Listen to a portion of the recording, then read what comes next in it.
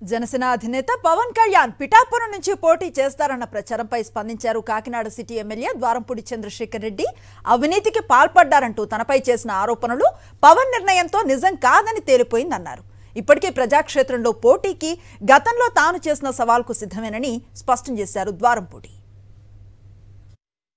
పవన్ కళ్యాణ్ నా మీద చేసిన ఆరోపణలు అవాస్తవని, మరలా నా మీద పిచ్చి పిచ్చి వాగుడు వాగితే ఒప్పుకోనడానికి ఇది నిదర్శనం. ఇప్పటికైనా నేను రెడీ ఉన్నాను. నువ్వు నా మీద చేసిన ఆరోపణల కోసం తిప్పికొట్టడానికి నేను రెడీ ఉన్నాను. ప్రజాక్షేత్రంలోకి వెళ్ళి తేల్చుకుందాం ఆ రోజు కూడా చెప్పాను.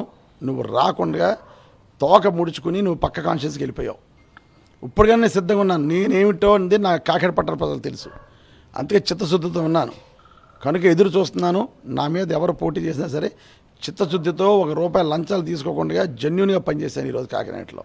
కనుక నువ్వు నన్ను భూ కబ్జాదాడన్నా, అదేవిధంగా రైస్ నేను దొంగతనంగా ఎక్స్పోర్ట్ చేస్తున్నాను మాటలన్నా, గంజాయిని విచ్చలవిడిగా నేను అమ్మేస్తున్నానన్నా, ఇవన్నీ మాటలకి తిరుగు సమాధానం చెప్తాను.